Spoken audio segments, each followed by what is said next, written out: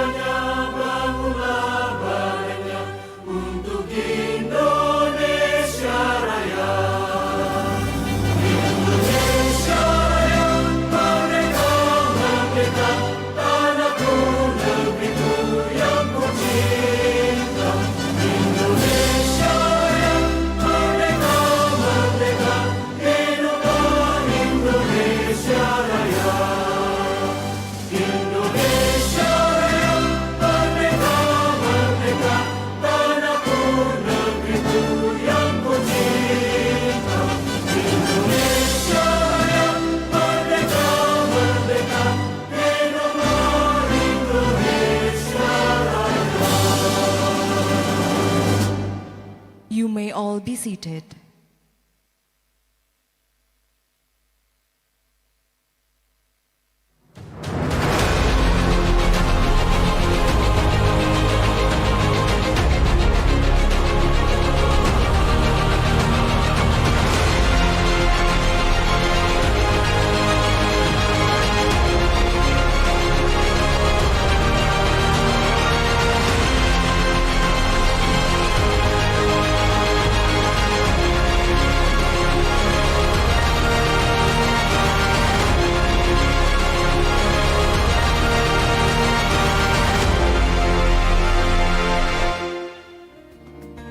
Governor of Bank Indonesia, Dr. Peri Warjio, Head of Bank Indonesia Institute, Dr. Yoga Avandi, Rector of Universitas Bengkulu, Dr. Retno Agustina Eka Putri, distinguished speakers and moderator, Professor Tatsushi Sonobe, Professor Ari Kunchoro, Professor Amin Tarazi, and Professor Paresh Narayan. Esteemed guests, ladies and gentlemen, Assalamualaikum warahmatullahi wabarakatuh. Shalom, Om Swastiastu, Namo Buddhaya, and good morning to all of you.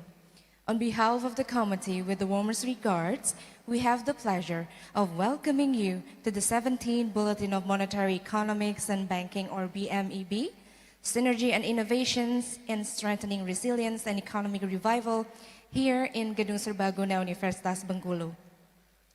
Ladies and gentlemen, this annual BMEB International Conference and Call for Papers is an important part of Bank Indonesia Institute initiatives to develop research ecosystem in Indonesia, which over years has attracted more and more quality papers from prominent domestic and international researchers.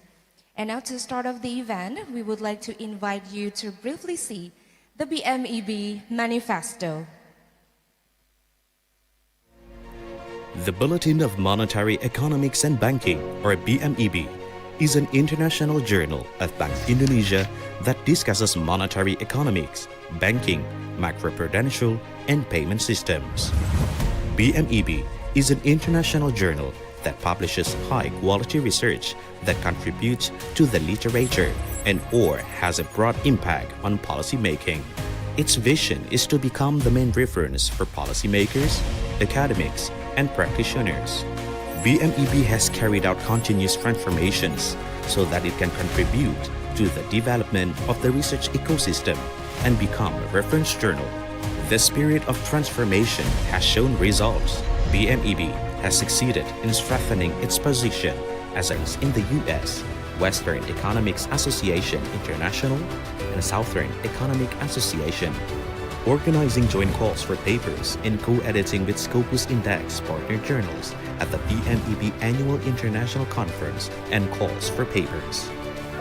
Going forward, we will continue to develop BMEB as a reference journal for central bank policies, economics, and finance, serving both emerging and developed countries worldwide.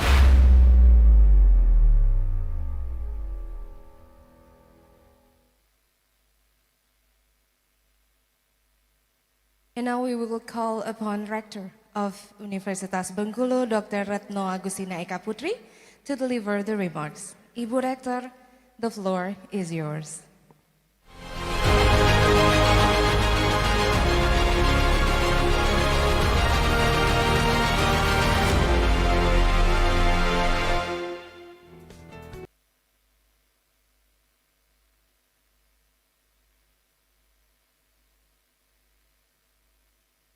Selamat pagi. Selamat pagi.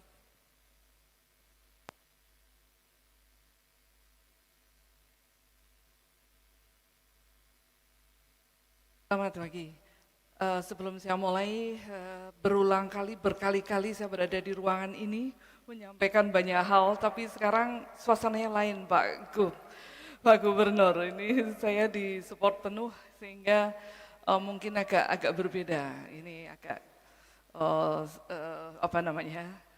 agak grogi. Jadi sebagai rektor tentunya berkali berada di sini pada setiap event. Tapi perkenankan saya untuk menyampaikan selamat datang kepada Bapak dan Ibu sekalian. Bismillahirrahmanirrahim. Assalamualaikum warahmatullahi wabarakatuh. Salam, Om Swastiastu, Namo Buddhaya, salam kebajikan, and good morning to all of you. Pantun sedikit, pohon mahoni menjulang tinggi, tumbuh bersama pohon cempaka, bekerja sama dan bersinergi agar bangkit ekonomi kita. The Honorable Governor of Bank Indonesia, Dr. Periwarjio, former Deputy Governor of Bank Indonesia, Bapak Dodi Budiwaluyo, Executive Director of Bank Indonesia Institute, Dr. Yoga Afandi, distinguished speaker and moderator, Prof. Tetsuki Sonobe from the Asia Development Bank, Professor Ari Kuncono from Universitas Indonesia, Prof. Amine Tarasi from University of Limoges, and President of APIAA, Prof. Pares Narayan. Ladies and gentlemen, esteemed guests, I'm honored here to welcome you all to the 17th Annual Bulletin of Monetary, Economic and Banking, BMEB, International Conference. The venue is here at the University of Bengkulu. As director, I am delighted, very delighted to see many of you are here today. Before we delve into the conference on detail, I would like to share some information about our university. The University of Bengkulu was established in 1982, located in the Bengkulu city, Indonesia. It comprised of 4 campuses, and this venue is the main campus. We have 8 faculties: the economic and business, the law, political science, education and teacher training, natural science, agriculture, natural science, engineering and medical science. And we have 69 departments. We offer a diverse array of academic discipline and opportunities to our 22,000 students. Our commitment in the academic goal and the research is, of course, is very determined. What set us apart and fill us with pride in this university is the international accreditation that has just granted to the University of Bengkulu on all of our departments. This year by the ACWIN, the Accreditation, Certification, and Quality Assurance Institute, Germany. ACWIN, recognized by the Ministry of Education and Culture, Research and Technology, Kemendikbudristek, of the Republic of Indonesia. This is a prestigious institution known for its rigorous assessment for academic quality. This recognition reaffirms our commitment to upholding international standard of excellence in higher education. Moreover, ACWIN registration is on ECAR, the European Quality Assurance Register for Higher Education, underscore our dedication to global benchmark in academia. Now let me turn into the remarkable conference. It is privilege for us as the venue of the 17th BMEB International Conference here in the University of Bengkulu on our main campus, known for its academic excellence and international standard. This year's conference, Synergy and Innovation in Strengthening Resilience and Economic Revival, speak directly to the challenges and opportunities we face in today's ever-changing financial landscape. I'm pleased to inform you that the event that is being organized by Bank Indonesia Institute along with the support of the Bank Indonesia and the Indonesian Economic Association, their involvement, of course, lend invaluable expertise and perspective to our discussion. Throughout this conference, we will delve into a wide range of topics within monetary, economic, and banking with the expert scholar sharing their insight and research finding. I encourage to all of you to actively participate in the discussion and engage with our distinguished speaker. Lastly, I wish to express my heartfelt gratitude to the organizing committee, the diligent reviewer, and all of those who have been worked tirelessly to make the conference possible. Your dedication to advancing knowledge is vital to our mission as institution of higher learning. In closing, let us remember our shared goal, to create financial world that is strong, inclusive, sustainable, and innovative. Together, we can make a positive impact on our economies and communities. I hope you have fruitful and inspiring conference here at the University of Bengkulu that is chosen for the significant event. Thank you for being here. I'm eagerly to participate the valuable discussion and collaboration that will unfold over the course of the conference.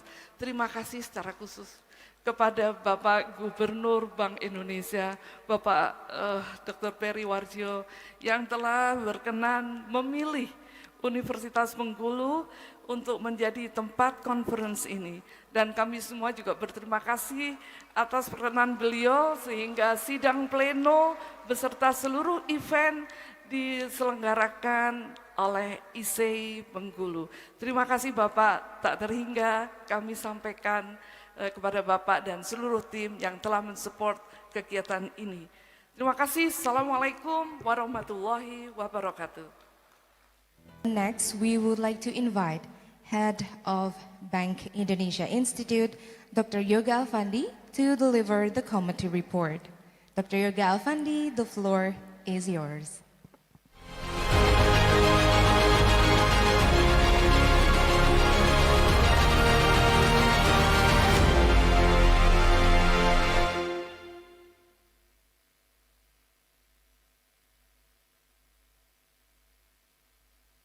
Bismillahirrahmanirrahim.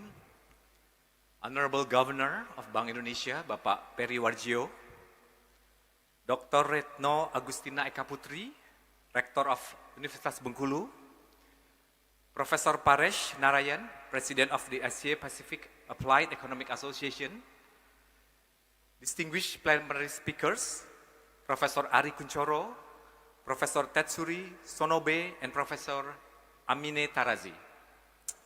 Esteemed deans and distinguished senior officials, paper authors, paper discussants from APAYA, and respected international conference participants, honor guests from related institutions and universities, all committee members and parties with whom we have collaborated for this event. Ladies and gentlemen, Assalamualaikum warahmatullahi wabarakatuh. Peace be upon you, Om Swastiastu, good morning and welcome to Bengkulu. First of all, let us extend our praise and gratitude to Allah Subhanahu wa Ta'ala, the Almighty God. It is only by His blessings and permissions that we can all congregate here to have our partaking in this 17th International Conference and Call for Papers of the Bulletin of Monetary Economics and Banking. The theme of this year's conference is Synergy and Innovations in Strengthening Resilience and Economic Revival. Secondly, we must highlight the unique setting of this year's BMEB International Conference and Call for Papers, because for the first time, they are being held within a university setting. Thanks to Ibu Retno and team, this is a gathering place for the best thinkers and researchers. Specifically, we have chosen the Gedung Serbaguna of Universitas Bengkulu, a grand and prestigious venue, to host the 17th BMEB International Conference and Call for Papers. For this, we extend our deepest gratitude to Ibu Retno, Director of Universitas Bengkulu, for graciously agreeing to be our host and for extending a very warm welcome and open arms to all of us who are present here today. We are blessed by the presence and invaluable support of the Bank Indonesia Governor, Pak Peri Warjio, and their support have significantly revamped the ecosystem of economic research, not only in Bank Indonesia, but also throughout Indonesia.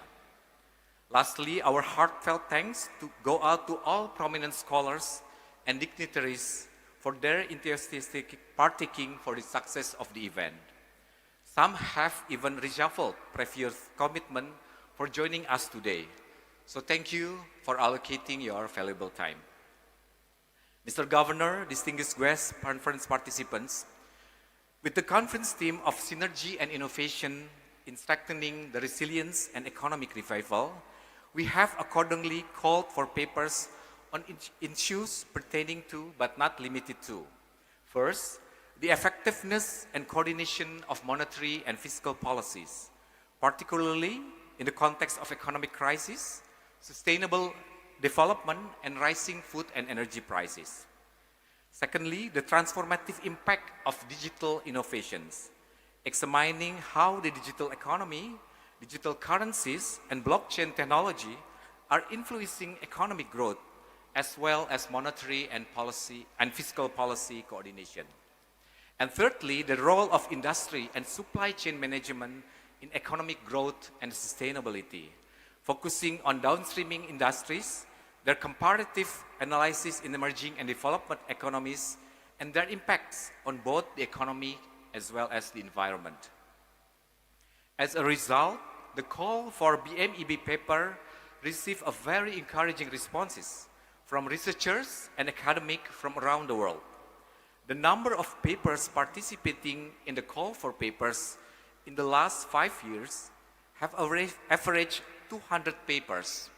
This year, there are 198 papers submitted. Of these submissions, 110 are domestic papers, 82 are internationals, and 6 are collaborations between domestic and foreign researchers. Following a very rigorous selection process and double-blind review, 42 papers were selected to take part in two-day call for papers, comprising 22 domestic and 20 international papers. The number of authors who have participated in producing the papers is 100 authors who come from various countries, namely France, Malaysia, China, India, Australia, and even United States. At the end of the conference, after all papers have been presented, we will announce 2 best papers, judged based on criteria such as originality, clarity of research gaps, coherence in research design, the depth of analysis, and clarity of conclusions and policy recommendations. Ladies and gentlemen, participants, Bank Indonesia Institute has worked diligently to continuously improve the BMEB, achievements that could not have been realized without strong collaboration and synergies with domestic and international partners. We want to acknowledge many parties that have collaborated in our relentless efforts to continuously improve the quality of the conference as well as the quality of the Bulletin of Monetary Economics and Banking. I would like to mention, first of all, our partnerships with the Asia Pacific Applied Economic Association, which has been very productive in significantly improving the quality of the BMEB. As a result, we are very pleased that the BMEB has been categorized as a Scopus Q2 journal and successfully improved its status since being indexed in Scopus in July 2019.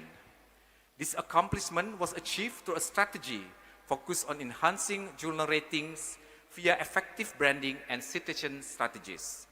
This is a very positive outcome, and we committed to working even harder to achieve higher level of success. Next, Bank Indonesia Institute is strongly committed to contributing to the enhancement of the research ecosystem and academic writing in Indonesia.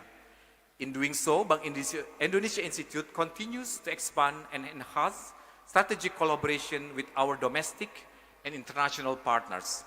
Here, I would like to mention 4 collaboration with. The first one, we have collaborated with the ISE, the Indonesian Economic Association, as the most respected economist association in Indonesia. Our joint efforts aim to encourage a more vibrant research environment and ecosystem for Indonesian economists, among others by supporting the Journal of ISE, JAE. Secondly, we have partnered with Asian Development Bank Institute, the ADBI, which serves as the think tank of the Asia Development Bank and specializes in research and capacity building for economic development in Asia Pacific region. Together with ADBI and APAI, we have organized several joint workshops. The papers from this workshop have been successfully published in renowned journals, including those indexed in the Social Science Citation Index, or CCSI. Third, research collaboration we have also been conducted involving several other institutions.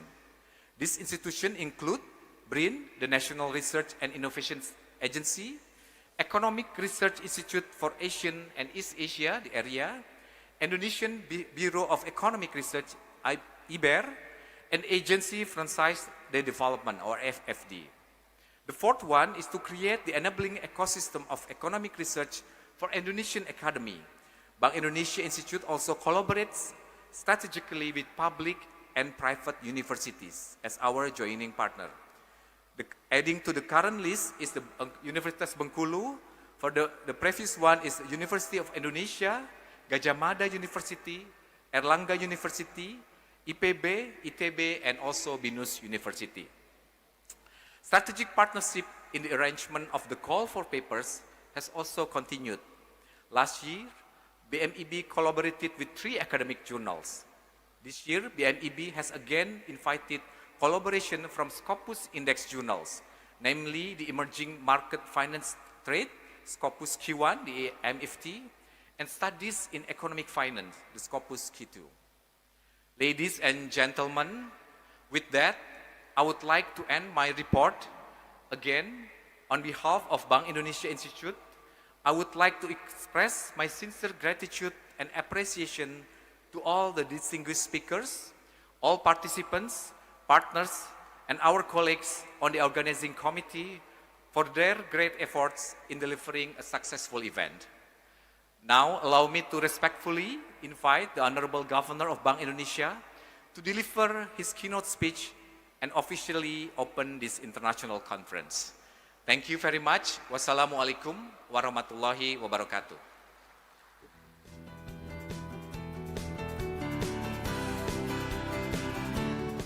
Thank you, Dr. Yoga. And now may we have the honor to invite the Governor of Bank Indonesia, Dr. Periwarjio, to deliver the keynote speech and to officially open the conference. Governor, the floor is yours.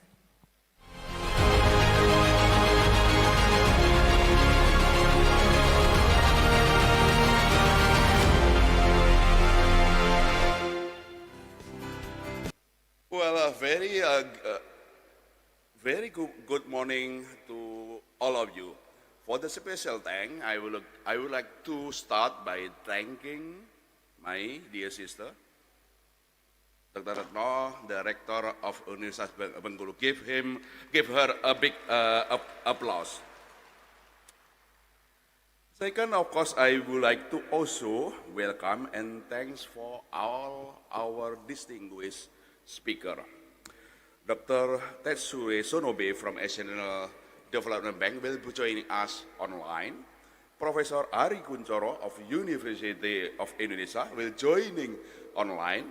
And of course, special welcome my dear fellow Professor Amine Tarazi of University of Limoges, who has come away from Limoges to Bengkulu. It's a great honor for you, Professor Amine, to come here. Of course, I always welcome my dear friend, Professor Pares Narayan, who was not only president of APAEA, Asian Pacific Economic Association, but also member of the board of director of our distinguished journal, which is Bulletin of Monetary, Economic, and Banking of Indonesia, and also Journal of Monetary, Islamic Monetary and Finance. Both of them already in the international standard journal. Big him applause. Of course, I'm also delighted to have a report that our Journal of Bulletin of Economic, Monetary, and Banking keep going up, going up, going up, as one of the best international journal of Indonesia. And I was delighted this year, 198 submission of the paper. 110 from Indonesia, but 82 from international. 82, I repeat again, 82 submission from international authors. And that's why I'm very proud to be here.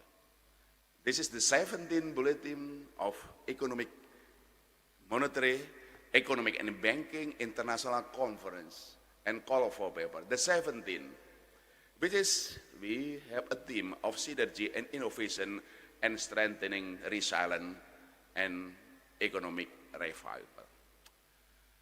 Last year when we met in Semarang, on the 16th of Call for Paper and Bulletin of Journal, we talked about the risk in the global. We talk about stagflation, the risk of global economic slowdown and high inflation. We talk about high interest rate for longer. And we also talk about geoeconomic political fragmentation. We also talk about digitalization and others. 1 year from Semarang to Bengkulu, things change very quickly. So in my keynote address, I will talk the 3 challenges. Well, I can have 5, 7, 9, you can name it. You can ask me. I give you 5. Yesterday I gave you 5. Probably tomorrow I give you 9. But today, because short, I just give you 3. Challenges that we facing in the policy making and in the academic as well as also in the business. 1, which is continuing and increasing geo-economic and political fragmentation. Second, even accelerated digitalization, which is I already talking also for the last 2 keynote address. But the new also emerging challenge is about the climate and demographic changes. Not only the climate, but also demographic changing. Let me talk one by one. Look around the world. From Europe, which is my professor, my dear friend, Professor Tarazi coming from,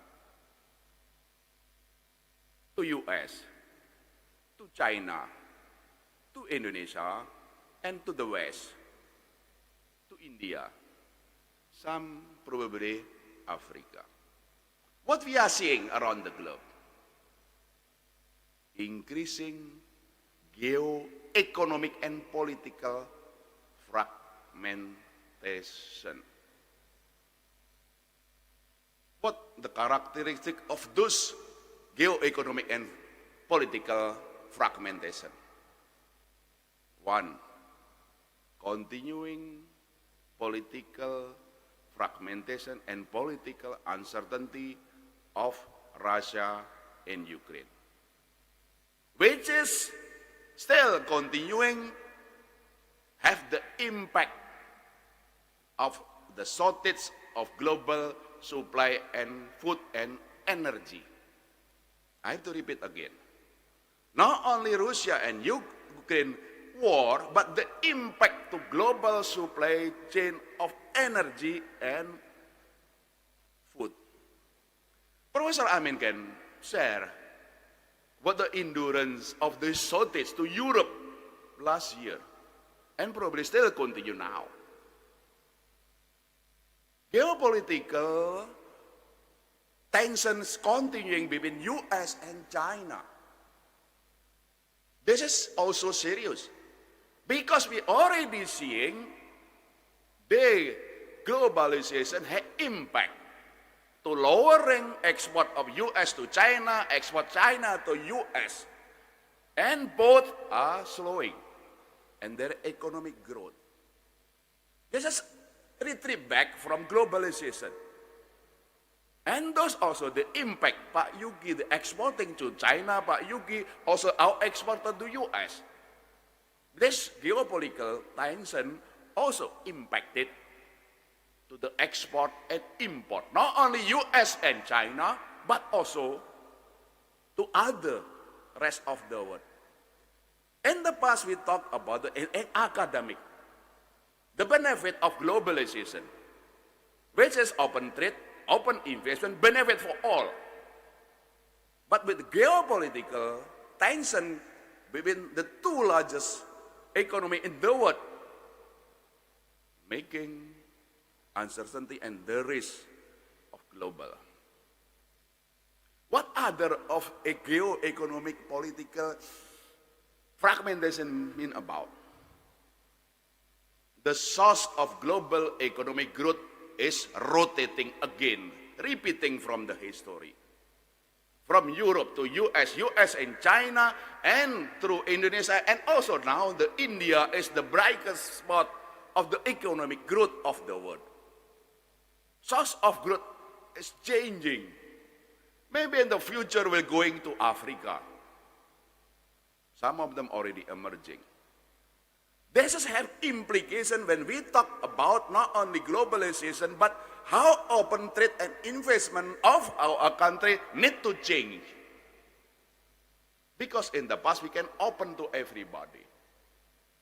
Trade or investment. But now we have to be pragmatic. Who will be our trading partner and investment partner? Not only the US, China, but also need to also closer ties of Indonesia and India.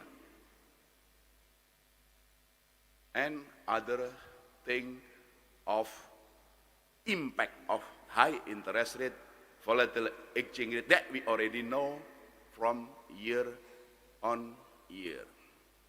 So when we talk the first challenge of geo-economic and political fragmentation have very fundamental ramification and change to our, not only our policy making, but also to our academic. In our policy making, of course, we still continue open trade and investment, but be more pragmatic, be more practical, because we have to win-win solution. This is political, diplomacy, the economic. But in the academic, do we need our theory based on the open trade and investment? This is a changing of mind, changing of theoretical, also changing of the training and also education in the campuses, in the university. For example, Professor Pares and Professor Amin, if we introducing game theoretical approach in this fragmentation, who will be losing? If the two countries both are strong, US and China, then we have a game theoretical approach. Do we have a stackable solution? No, could not. Which could not trade, open trade, game theoretical approach. And both case is very difficult. There will be multiple equilibria in the open trade where the game theoretic approach being introduced in the trade and investment between the two largest countries. It's multiple equilibria when we are doing in the trade and investment policy. And now it's already almost replacing half of the wholesale. Now it's going to retail. But we have the regional payment connectivity. Our QR connected to Thailand, to Malaysia, soon will be to Singapore, soon will be the Philippines. So everywhere we go, we just use cell phone to do the transaction. We already also have consolidation in our payment system and digital. But startup now, growing. Everywhere we go, ladies and gentlemen, when I'm teaching to university, when I ask new student who will be wanting to be a professor or a lecturer, nobody raise the hand. Very limited, our student want to be a lecturer, Professor Nares, Professor Amin. They want to be an entrepreneur, startup, establishing startup, SME. They want to be rich quickly. So the startup is coming. But beyond the AI, in the future, do we need lecturer or professor? Because writing a thesis now is just doing journal can be selected. We just, okay, I want to write on this topic, and then just doing AI now, the paper is coming to our cell phone or to our Android now. This is also AI not only changing the way of business to go into retail, but in the delivery of academic teaching, writing a thesis. But beyond that, AI also coming to financial services. I'm the governor of Central Bank. Now digital financial services do not recognize any more institution. No more bank, no more insurance, no more pension fund, because everything is offered to digital financial services in our home, in our room. So digitalization, not only the economic and financial digitalization of the payment system, cross-border, but the introduction of startup, introduction of AI, as well as also a transformation of digital financial services. For academic, Professor, how we can teach banking and finance in the digital? Do we still recognize banking and finance? But when AI is being introduced in the digital financial services, do we still believe in microfinance of fundamental of banking, supply and demand, intermediary, risk factor? This is very new era, that very fast digitalization. The third aspect is about climate and demographic change, because both are related. Climate and demographic change. Well, this is the issue under Paris Agreement, when Indonesia also signed up to reduce carbon oxide within 2030, 2035, a reduction to 30% of carbon dioxide. And then what's the implication? The implication is not only about how we introduce economic and structural reform in climate, economic and finance, which is very difficult, very challenging, but also transition. But what is the implication to our demographic change? Because in the advanced country, in a number of countries, experiencing aging population. In Indonesia, we are still living demographic bonus. This is an implication to the preferences of climate, economic, and finance. More and more, we need to transform our economic and finance into sustainable economic and finance. But how we do it? From the advanced country, the transition must be very fast. From emerging country, we need time to do transformation on that climate change.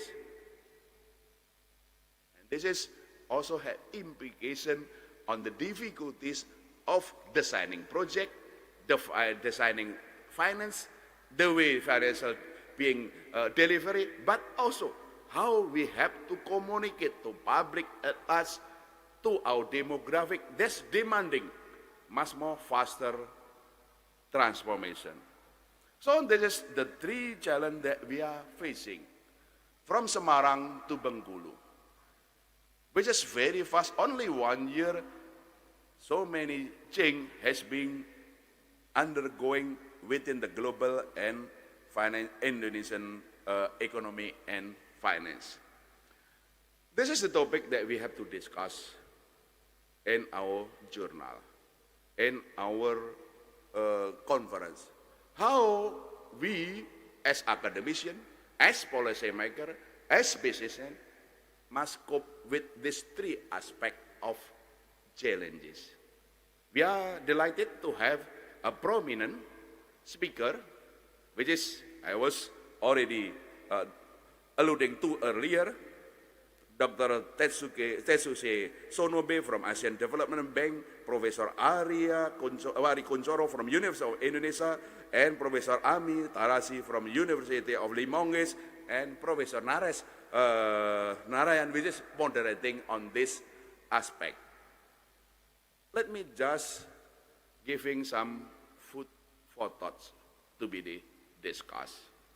The following 5 policy response that we have to talk about both in the policy making, in the academic, as well as in the business.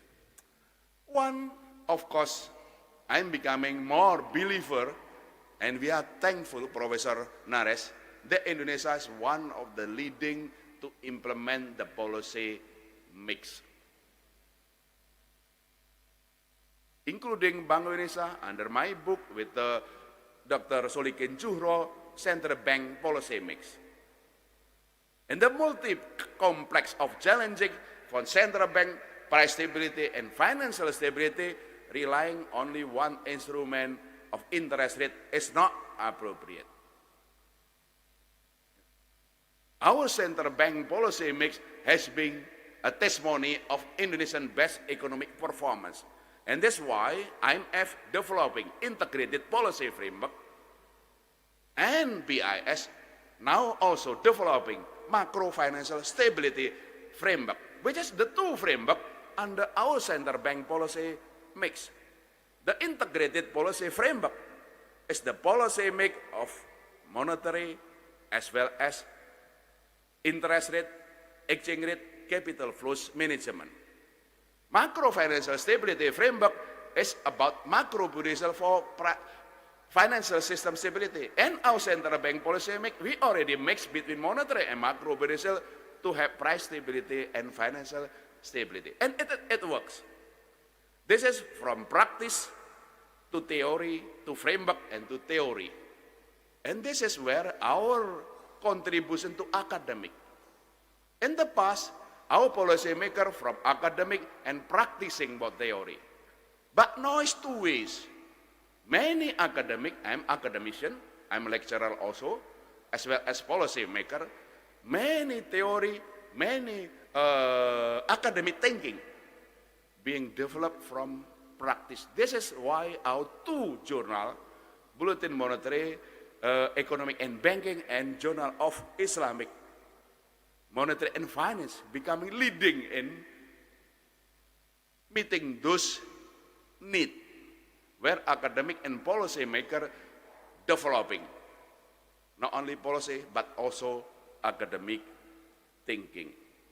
One, the response, we keep voicing the need for the policy make within the central bank, as well as the coordination between monetary and fiscal policy. Second, about downstreaming. As I said at the beginning, geo-economic and political fragmentation testing the resilience of the country. Whether a country resilient not only from macroeconomic and financial stability, but also resilience in the food and energy. This is where actually the purpose of downstreaming. Downstreaming is not only about value added, productivity gains, increasing growth, and also labor employment, but also increasing the resilience of the food and energy. So this is the reason why Indonesia under President Joko Widodo very fast growing downstreaming. Expanding downstreaming not only in the mining, but also in the agriculture, in the crop, as well as in the fishery. Because this is not only about solo growth productivity gain, technology change, but also the resilience of the country, which is being tested under the war, Russia and Ukraine, China and US, resilience of the country depending on the resilience also in the food and energy. Downstreaming need to be developed. Then actually, what kind of downstreaming? This is where academic, our journal, can giving some input. Not only about the impact of downstreaming on the value-added productivity technology change, but also the impact of the resilience. I do not know whether some paper only looking into this, the impact of downstreaming on the resilience of the food and energy of the country. If not, then Pak Yoga, somebody need also to write on this aspect. Third is when I talk about trade and investment policy. Yes, we have to have open trade and investment policy. But what kind of open trade and investment policy need to be about? Of course, as I talking about, yes, in the past we can have trade and investment to everybody. But when everybody in the global is fragmented, then we have to be clever, to be smart. Who will be also doing the trade and investment policy? This is where actually partnership and economic, also FTA, need also to design. When we also having the benefit, who will be also, we are doing business on the open trade and investment. So trade and investment policy need also redesign in the back of geo-economic and political fragmentation. But beyond that, also the impact of policy on the open trade and investment linking to downstreaming, the source of growth. As I was talking in a number of occasions, how do we need to do the national supply chains? So long we are doing supply chain to the east, maybe we need to go to the west, to India and so on. Because the source of growth is India and to the west. The supply chains and national need also to connect it. In the past, only one single global supply chain. Now we have at least four polars of supply chains. China, US, probably now developing India, becoming also, and Europe. That's why India also engaging in supply chain with Europe. This is the need to be also developed. The third is open trade and investment. Yes, we have to do continuing, but be smart who will be also country that we need to have open trade and investment and the agreement of the trade, as well as linking to downstreaming and also supply chains. The fourth is about digitalization. I need to talk on the digitalization using AI. And then, as I talk, delivery of digital financial services. Professor Amin can share about this, how the impact of AI. Remember, Professor Amin, in the past, we talking banking, insurance, but in the future, yes, there is services of the banking, insurance, and pension still exist. But the institution of the banking, insurance, and pension may be being replaced by AI and digital financial services. The impact of AI and the productivity and technological, but the rest of AI and in the financial stability aspect, this is a lot of development. And of course, in academic. Bank Indonesia is very leading in this progress. So we are moving not only digitalized in our economic and finance, but also putting in place for the future.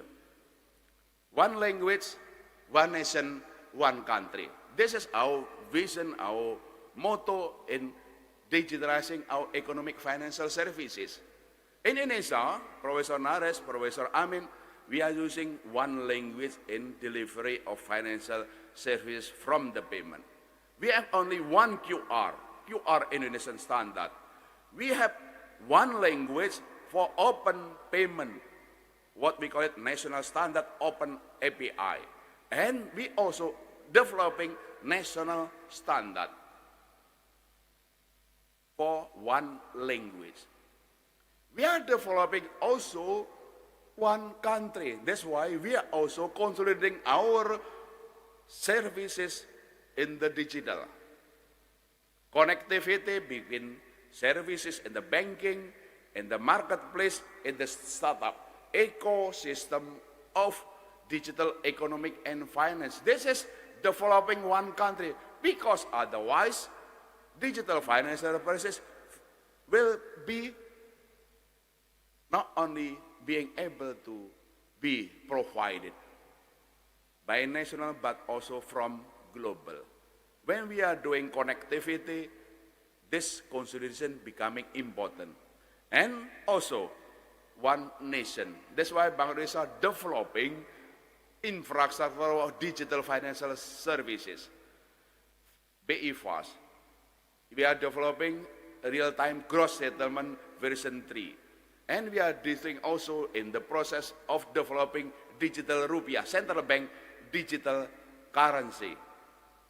This is looking into the future to have one nation in the digital financial service.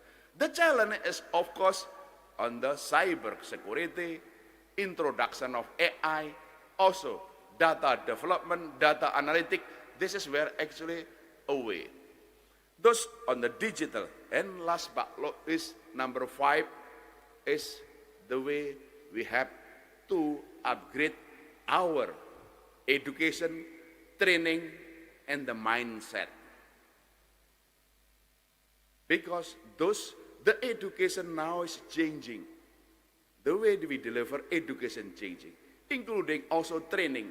But beyond that is the mindset.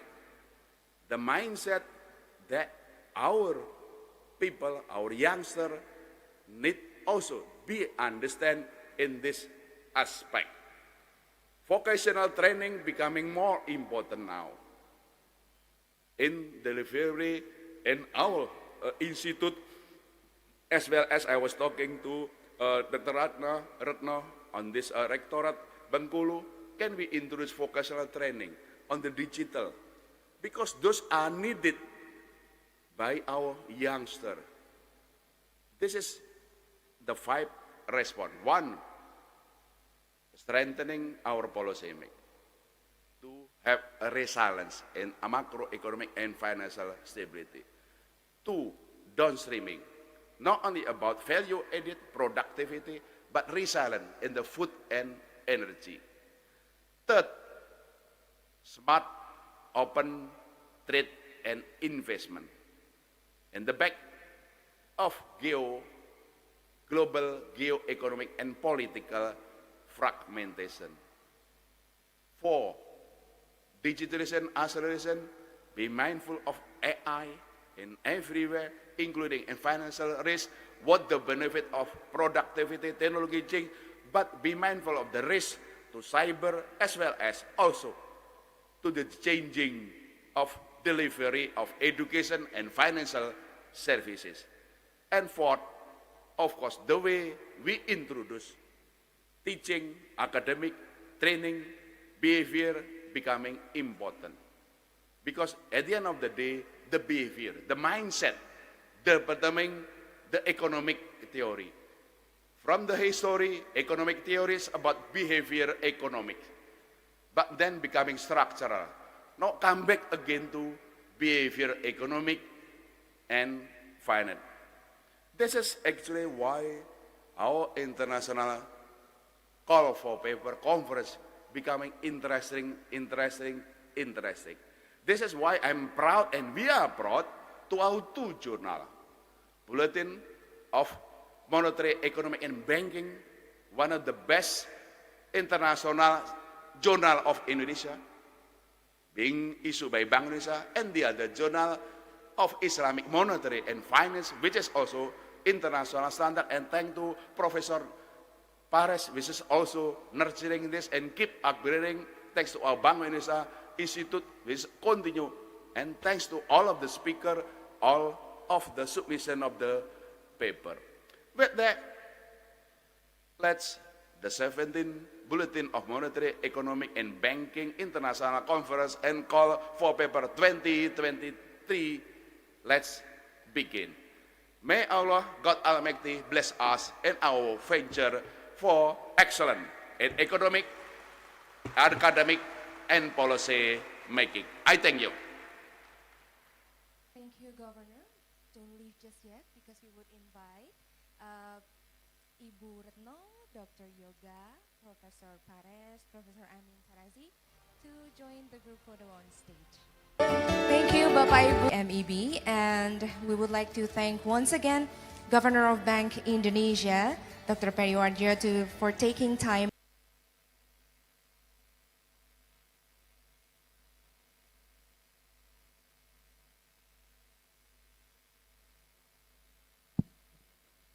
Thank you very much, and a wonderful success. This is, for many of you would already know, is the 6th year of our collaboration, and I have the distinguished pleasure and privilege of moderating this plenary session for to industrial clusters, human capital, social capital, management practices, and market competition in industrial development, focusing on Asia and the other regions. Before joining the ADBI in April 2020, Dean Sonobe served for 6 years as a Vice President of the National Graduate Institute for Policy Studies in Tokyo. And he also taught economics for 30 years at Tokyo Metropolitan University and GRIPS. GRIPS is the National Graduate Institute for Policy Studies. Dean Sonobe is a recipient of the Nikkei Book Publication Prize and the Masayoshi Ohira Memorial Prize, and a founding board member of the Japanese Association for Development Economics. I would now invite Professor Sonobe to talk on the theme of energy and innovations in strengthening resilience and economic revival. It's our pleasure, Professor Sonobe, to have you here. Over to you. Thank you very much, Paresh, for very kind introduction and also the brief explanation of the background of this plenary session. Can you hear me? Yes, very clear. Okay. Please go ahead. All right. And I would like to thank Dr. Afandi for his committee report, which was very encouraging. And I like to congratulate you and your Bank Indonesia Institute colleagues on the increased publicity and the growing reputation of the Bulletin of Monetary Economics and Banking, and also successfully convening this 17th International Conference. It's a great pleasure and honor to join this conference, especially in this plenary session with such a distinguished moderator and distinguished speakers, Professor Narayan, Professor Kunchoro, and Professor Taraji. Thank you very much again for the invitation. And I also would like to thank the Governor Perry Vargio for excellent opening and keynote speech, which I enjoyed very much. And I strongly agree with him on many points, and I have no disagreement with him. And the slide, should I share my slide or someone operate? Okay, so next page, please. Oh, font is different from my anyway.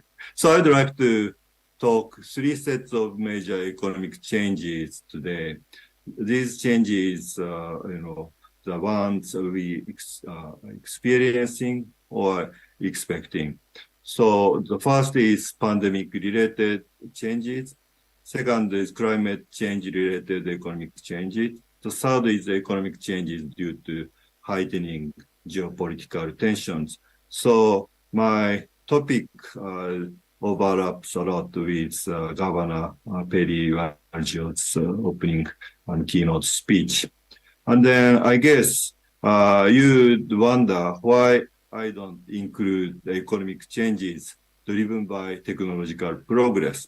A reason why is that the technological progress is included in, at least in the number one and number two topics, because technological progress is a very important part of solutions to pandemics and climate change, pandemic containment and climate change mitigation and adaptation. And then I would argue that even for the economic changes, heightening geopolitical tensions, technological progress, new technology will play a very important role. Next page, please. So the first one, pandemic. Okay, so as we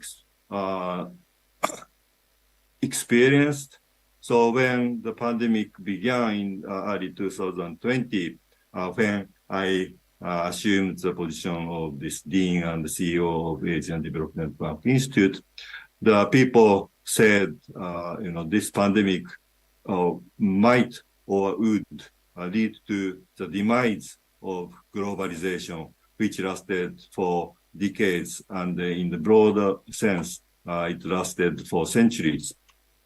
So finally, the globalization stops and die. But actually, as a percentage of population which gained or acquired the antibody increased, the pandemic or the infection was gradually contained, and the economies began recovery. And then we are now seeing the revival of globalization in terms of the foreign direct investment and the trade of goods and services. And even since this year, early this year, so we are seeing the huge increase in the human mobility.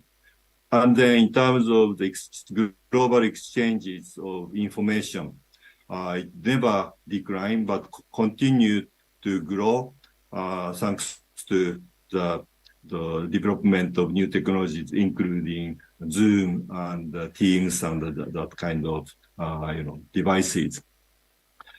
And then inflation occurred because some developed countries economies became better, and then the demand for goods increased sharply, while the logistics, global supply chain logistics were not yet recovering. So prices increased, and then some those developed economy countries, began the tightening of monetary policy, which resulted in interest rate hikes, and then that spread across the world, even to the low-income countries, and then where the debt distresses became the big problem. But anyway, it was a very good thing that we saw the pandemic is now almost over. And then in this, big change, the role of technological progress was very important. So compared with Spanish flu, which hit the world a century ago, the almost probably 40 million to 50 million people died because of this infection, the disease. Now we are seeing the COVID-19 victims, 7 million, a little less than 7 million people, according to the report I saw yesterday. So, although, we are now in the third year, 20, 21, 22, 23 years, maybe 3 years and a half, and they're not yet completely over, but we had a kind of quick, how to say, the containment of this problem. And then the especially amazing or, especially nice things we saw was that the rapid development of various vaccine technologies. So inactivated vaccine, mRNA vaccine like Pfizer and Moderna, and the viral vector vaccines like AstraZeneca and Johnson & Johnson. The development was very quick. So the first one, the Pfizer, was approved within early December in 2020. So that was really amazing. And then another thing that impressed me a lot related to technology was great, collaboration among the members of global community of medical researchers. They had a concerted effort, and then they had very rapid investigations into the virus. So its progress, a process of growth, and its weakness, and so on. So the concerted and very rapid investigation became possible because by the IT development of information and communication technology, especially Zoom, and image analysis, and big data, and so on. So the researchers, night and day, they discuss about their new finding, and then the news spread very rapidly to the researchers in the other side of the world, and then they collaborate voluntarily. And also the medical journals published very recent findings very quickly. So the big question is, can we economists in the world cooperate with each other to tackle the global economic issues like the medical researchers did? So can economics journal be as quick as Lancet? That's very difficult, but we have to think about that. According to the Professor John Gibson, of Waikato University, New Zealand, who is now the editor-in-chief of the journal Asian Development Review. Those medical or engineering or even the other natural science journals, the editors begin chasing the reviewers or referees after the researcher agreed to be a referee.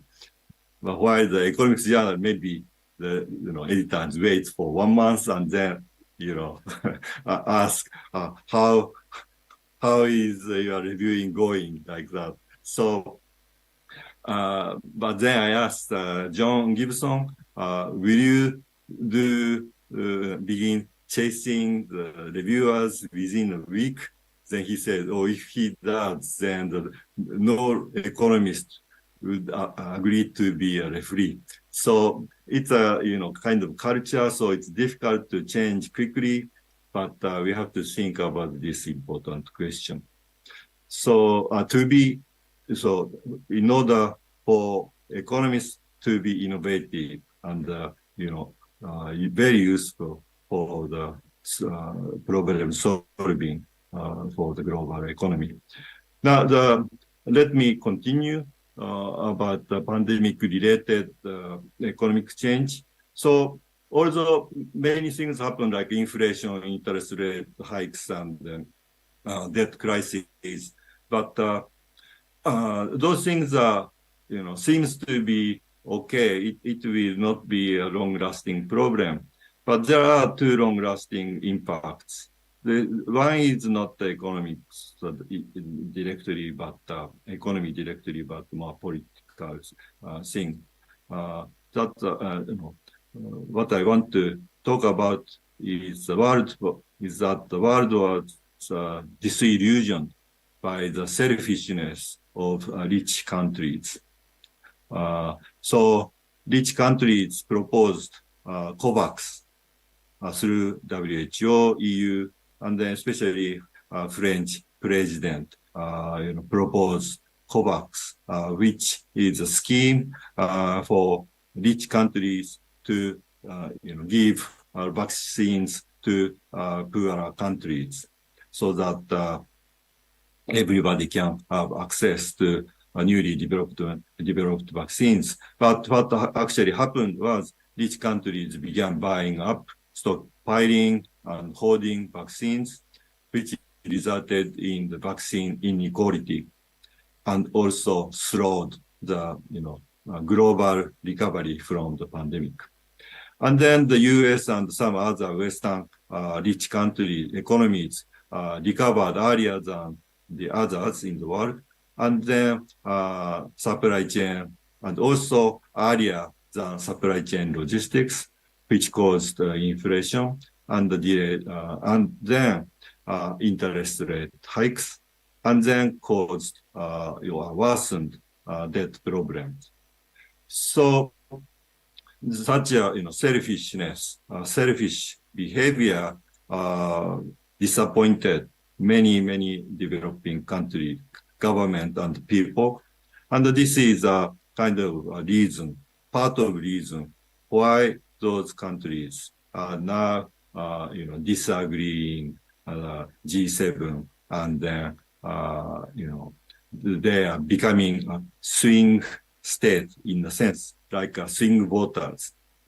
Whenever they have some opportunity, they go to that group, and then when they offer some attractive thing by the other group, then they approach the other group like that. So they are thinking.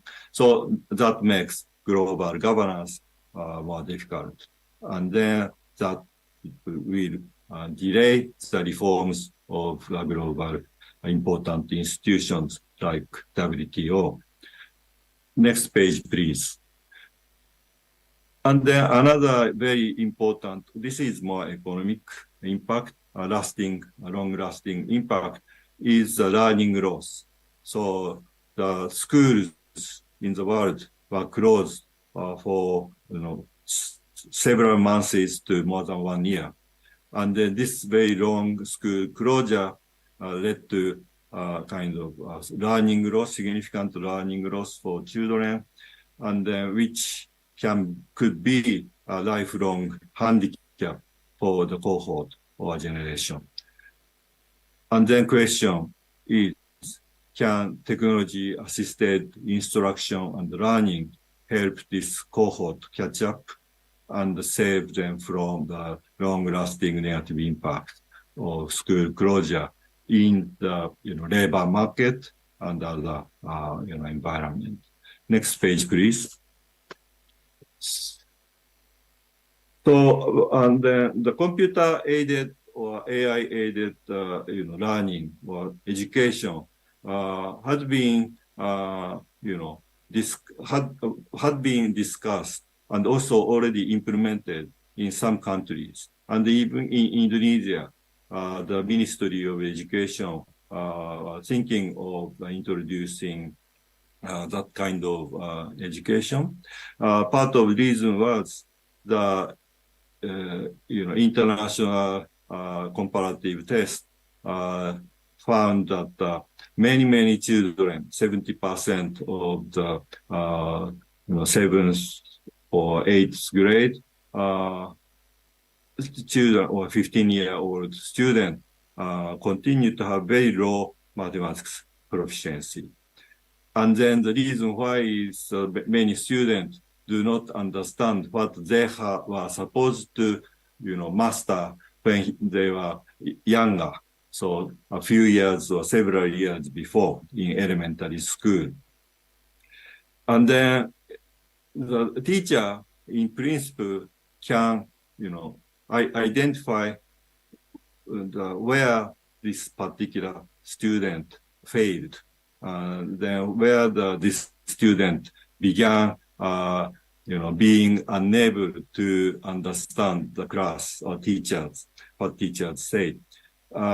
If the teacher asks many questions, like, can you solve this problem? Can you calculate this multiplication? And then look at the, reaction of the student, then the teacher will be able to identify what's wrong. And then teacher can easily find out, how to help this student catch up. But if the teacher provides that kind of service to every student, then the teacher will be killed because of too busy. But the nice thing about computer is that the computer never gets tired. All right? So the computer can ask the similar questions and then identify what the problem, what kind of trouble the student has, and then accordingly, the computer can ask, provide drill questions so that the student work on and catch up. And then in Korea and some other rich countries, this kind of services, educational services, were already in the market. But those who are benefiting from that kind of learning, adaptive learning, were limited to relatively rich people or rich students from rich families. So ADBI, next page, please. Teamed up with Indonesian Ministry of Education and ADB and also the local philanthropy organization like Keynote Foundation and JPAL, etc., started the RCT, randomized controlled trial, to check or to test whether this kind of computer-aided adaptive learning or education is really work even at the public schools. Then, this photo is the one that I took by myself when I visited Semarang, when this intervention began. Then, next page, please. we had 150 schools, and then if this kind of education method is introduced, then teacher will have time. So using the time, teacher can teach, but computer cannot. Dimension, learning could be provided. So this RCT included one arm of intervention, which was training of teachers to teach what computer cannot teach. Okay? And so including that training, we assess the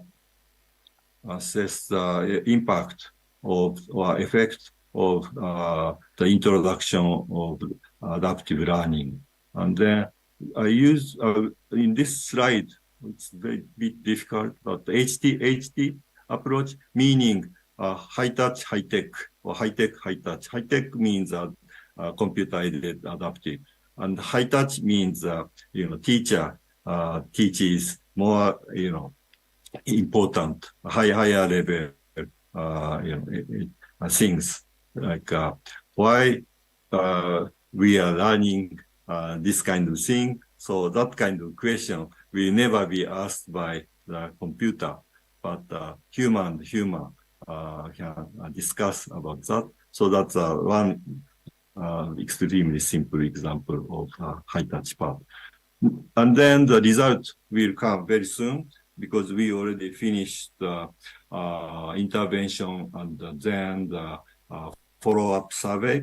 So please look forward to seeing the result of the assessment.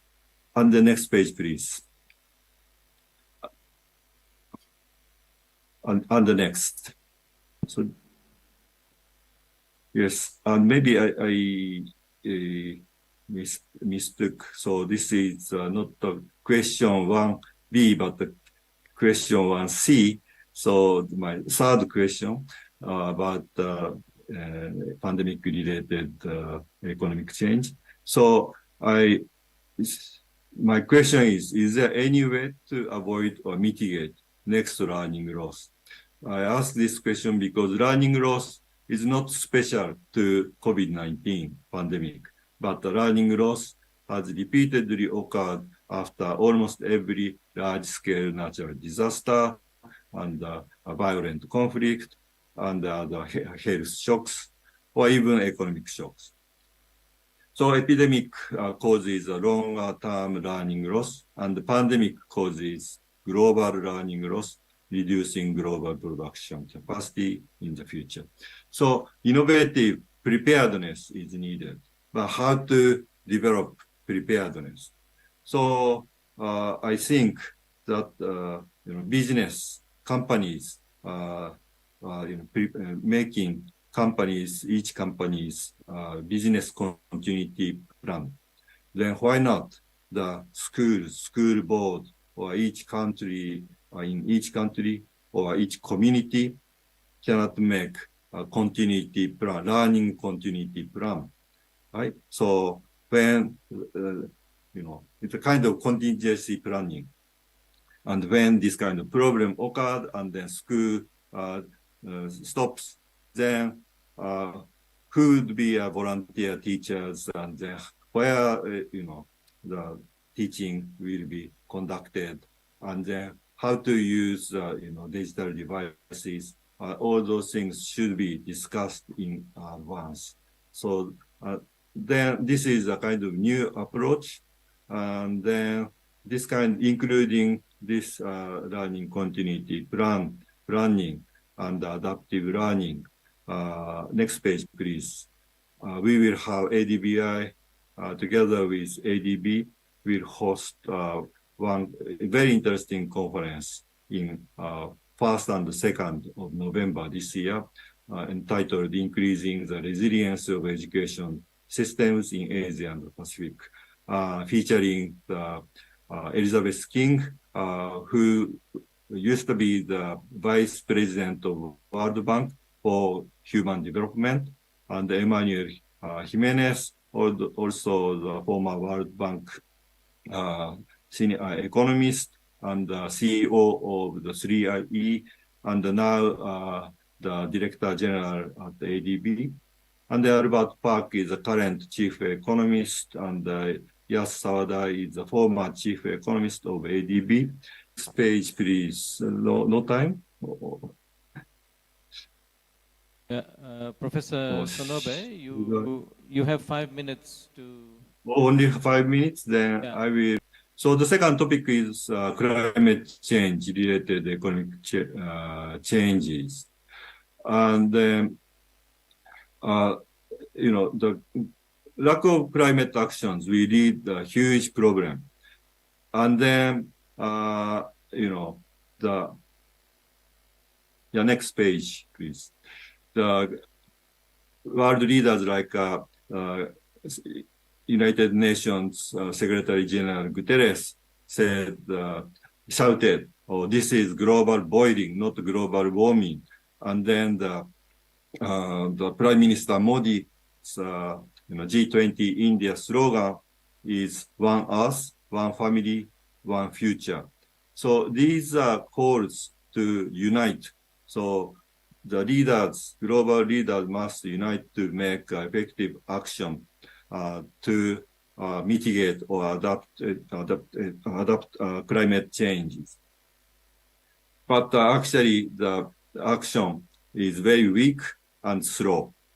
But even if the policymakers or global leaders cannot unite and make a concerted effort, people in the world will change their behaviors. So next slide, please. Next page. Yeah, this is temperature increase. So on the next page.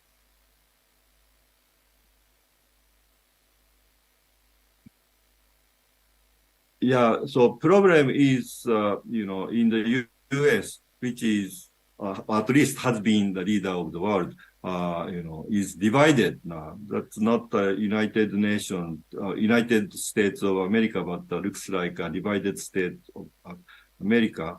And then the Democrats are so positive about climate actions, but the Republicans are not as, positive about climate actions. And they don't think that climate change is a major threat. Only the 30% or less than 30% Republicans say the climate change is a big threat. Next page, please. But other countries, the recognition of the seriousness of the climate change increasing rapidly. Next page, please.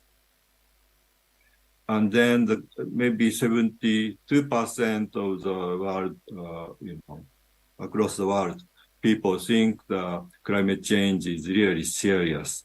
And then the second, green and blue, says many of them want to make lots of, or at least some, something. They are willing to make some, action or behavior changes to mitigate or to stop the climate change. So the people are becoming very positive. Next page, please.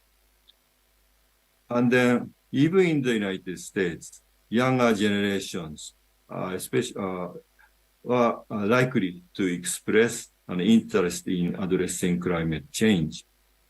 So these, data or opinion survey were conducted by Pew Research Center in the US. You can find many interesting survey results on the internet. Next page, please. But government's approaches to climate change, vary considerably between countries. But the Europeans tend to, like the approach of imposing taxonomy, which is 0 or 1 or, all or nothing approach, or green or not green, and then also impose regulations on the private sector. Southeast Asia and East Asia, the government people tend to support transition. They are not a 0-1 approach, but more gradation from brown to blue to green, and work with the private sector. And then United States, they are, do not like regulation generally.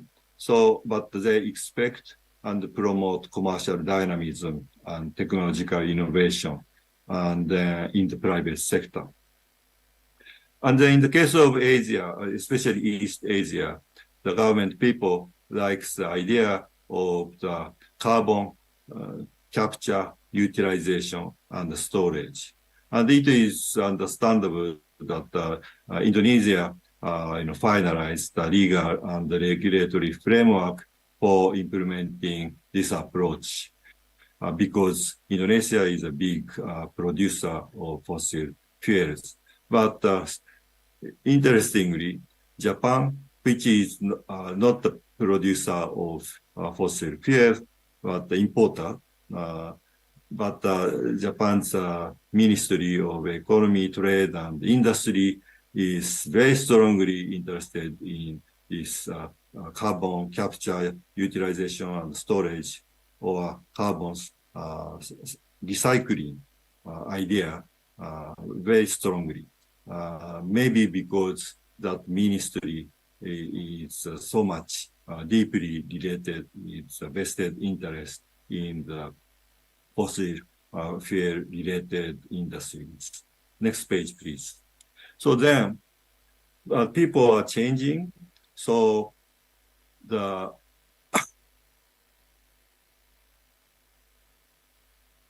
Japanese, even Japanese, consumers are changing very much towards renewable energy, and then the people are, expecting more and more with the expansion or increase in the wind power generation.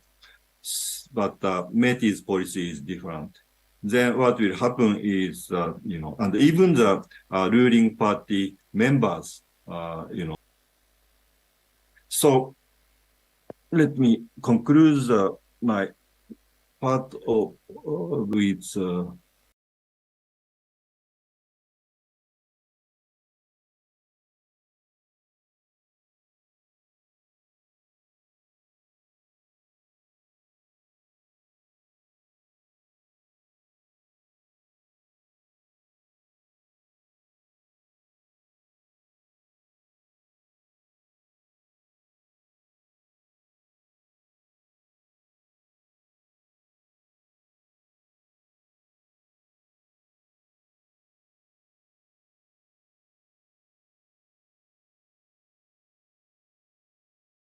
and hence improve the accountability and the transparency. Then we can invite more and more, private sector capital to the climate finance. And then those disclosure things are being discussed by the International Sustainability Standard Board under the International Finance, IFRS Foundation, and discussed also in ASEAN Plus 3 bond market forum, etc. And I just found a very interesting paper about more grassroots approach about the carbon accounting and the report practices in this paper in Nature Communications, harmonizing corporate carbon footprints. So maybe because of time, I cannot go into my third topic, but if possible, later, if possible, I will mention about that.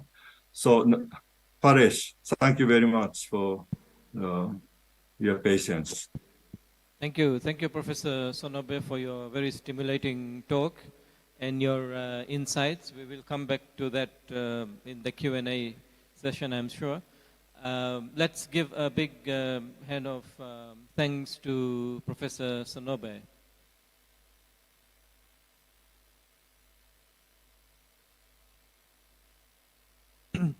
We will move to our next speaker, who is Professor Ari Kunkoro. He is also joining us online. Professor Kunkoro received his PhD degree in economics from Brown University in 1994. Before holding the position of Universitas Indonesia Chancellor from 2019 to 2024, he was also the Dean of the Faculty of Economics and Business in Universitas Indonesia. Professor Kunkoro holds a number of visiting research professor appointments, including at Brown University, at the Center for the Study of East Asian Development in Japan, at the Australian National University, and also at the Royal Netherlands Institute for Southeast Asia and Caribbean Studies. Professor Kunkoro has been working in the field of industrial economics, development economics, and applied macroeconomics in Indonesia. His works have been published in journals such as the Journal of Political Economy, the World Bank Economic Review, the Journal of Development Economics, and so forth. His works, particularly on business, investment, climate, and industrial city agglomeration, have been used to develop strategies for a country to cope with new kinds of competition brought about by globalization. It is our pleasure to have Professor Kunkoro give his talk here in the plenary session. Professor Kunkoro, you have a maximum of 30 minutes, please. The floor is yours.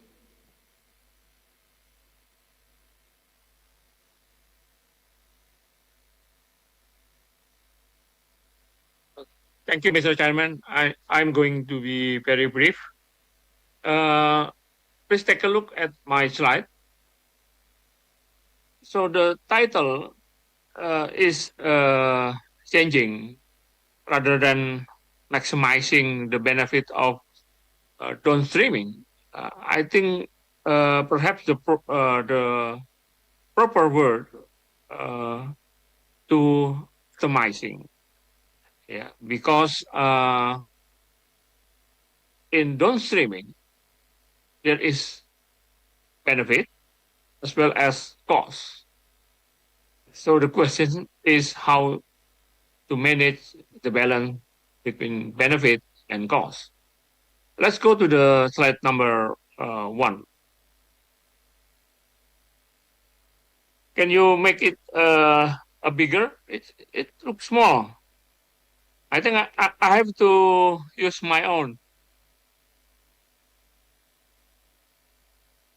Okay. If you talk about downstreaming, it is more or less similar to the argument of industrial policy. And the purpose is actually to nurture an industry. The first argument is that perhaps there are entry barriers, particularly economic of scale or learning by doing, that cannot be overcome by usual market purchase. So needs some kind of intervention. Another argument is that the industry might bring crucial knowledge and technology that provide easier entry into the production of more complex and skill-intensive manufactured goods in global value chains. Next, please. Next slide, please.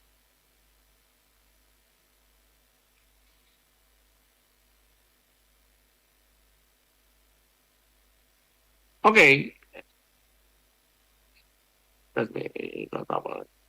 But there are challenges. Yeah. To make this happen, actually you have to think. First, there are overlapping agencies that may interpret the regulation differently and hampering the process. So coordination between agencies is a necessary condition to achieve optimal downstreaming. The other thing is how to make the supply chains more contestable by not overly dependent on a single country or supplier. Otherwise, you have downstreaming, but you might lose some leverage. And we also should not forget that the aim of downstreaming is actually to create businesses along the downstream linkage, including medium and small size companies, as well as other businesses not limited to manufacturing, what we call it as urbanization economies, like services. Also, we should not forget about tightening environmental regulation as part of the global supply chain, because many countries now require that we meet stricter environmental standards. But for us, from the point of university, the question is about what kind of position you want to have in value chains. Are you going to move to R&D? Why? Because right now, as mentioned before by Governor, that we are in the situation of geopolitical tensions that actually make the globalization become more fragmented, and the impact is on supply chains. So we heard last month that the China has curbed the export of germanium and gallium.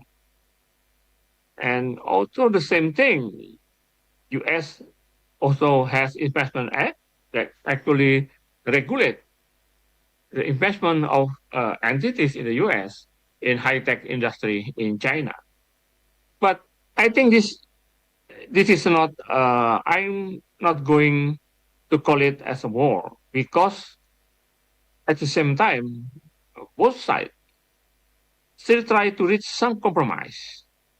One example is actually US sent high-level officials, including Secretary of State, Secretary of Treasury, and Secretary of Trade to Beijing. But I think from the academic point of view, they might have anticipated this problem long before. So if we look at the research environment, the research to find a substitute for rare earth material actually has been happening 10 years before the rising tension in geopolitics. I give you some example here, like in France, they are trying to find alternative for cobalt, and also in the battery, even they do research in crab to see whether it can be used as alternative to zinc, to lithium on battery, which is very interesting. And this is just last week. Actually, the Finland launched world first battery made out of sand. It's very interesting development. Also in education, we know heard a lot about the small modular reactor, like molten salt reactor, and as well as nuclear fusion. So what is overall? Overall is, if we talk about the optimizing, downsizing, our role in higher education actually is to participate in the global research change, not value change, but research change. It happened in 1980s when a country like China, South Korea, India, and others actually sent graduate students to US to study in science, energy, technology, and mathematics. And what's happening now is actually those scientists already had research project in their lab, and that explain why countries like China, South Korea, and India have progressed beyond just producer of the low value added good. But for us, for Indonesia, I think perhaps the best way for us is to collaborate with reputable university. Funding limitation, as well, try to optimizing our resources, make that is a just necessary condition. That is how to increase economic of scale and to reduce cost and uncertainty. We did our part, yeah, to engage some university in the US, in Japan, yeah, and in the form of student exchange, joint research, and as well as to form cluster research with those reputable university. I think that will be my presentation, Mr. Chairman, and thank you for the opportunity. Wassalamualaikum warahmatullahi wabarakatuh. Thank you very much, Professor Kun Koro, for your to the point discussion and speech. I'm sure that the audience will have some questions of you later. Let us again give a big hand of applause to Professor Kun Koro.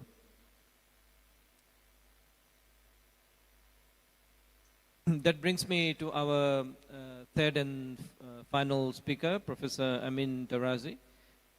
Professor Tarazi is a professor of economics and finance at the University of Limoges in France, where he is currently the director of a research center, LAPE, and head of the master and PhD programs in banking and finance. He has also served as a research consultant for a number of institutions, including the French Prudential Supervisory Authority, where he is currently a member of the scientific committee and has visited many universities in multiple countries. He has coordinated several European Commission funded research projects and other international research programs and grants. In particular, he has acted as the global coordinator of the European Commission program that is currently in progress, and he is also the global coordinator of the European Commission program that involves various universities in Europe and Asia. He is currently an editor and associate editor of multiple journals, including the Journal of Money, Credit and Banking, the Journal of Financial Stability, the European Journal of Finance, and so on. He has also previously served as associate editor of the Journal of Banking and Finance. His research papers appear in journals such as the Journal of Financial Economics, Review of Finance, Journal of Financial Intermediation, Journal of Corporate Finance, Journal of Banking and Finance, Journal of International Money and Finance, Journal of Economic Behavior and Organization, and so on. It's a real pleasure to have Professor Tarazi join us as part of the panelists. Professor Tarazi, you may join me here. And you can start now. You have a maximum of 30 minutes. If you can finish earlier, that will give us more time to have question and answers. Thank you. Thank you very much, Mr. Chairman. First of all, I would like to say that it's a big honor and pleasure here. Thank you for the invitation. I would like to thank all the organizers, of course, the governor of the central bank, the rector of the university, the chair, and the director of the institute. When I was asked to deliver the speech, I thought, well, this is a very complex question. So many interlinked issues here. And while brainstorming on it, I thought, well, if I wanted to summarize everything in just one word, I would think, well, this is about, well, this is not working, the slideshow. Acting.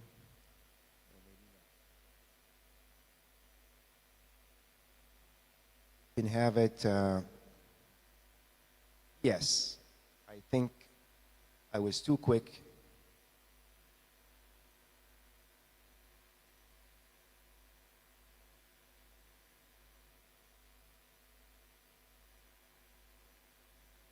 So basically, I was thinking, well, this is all about sustainability.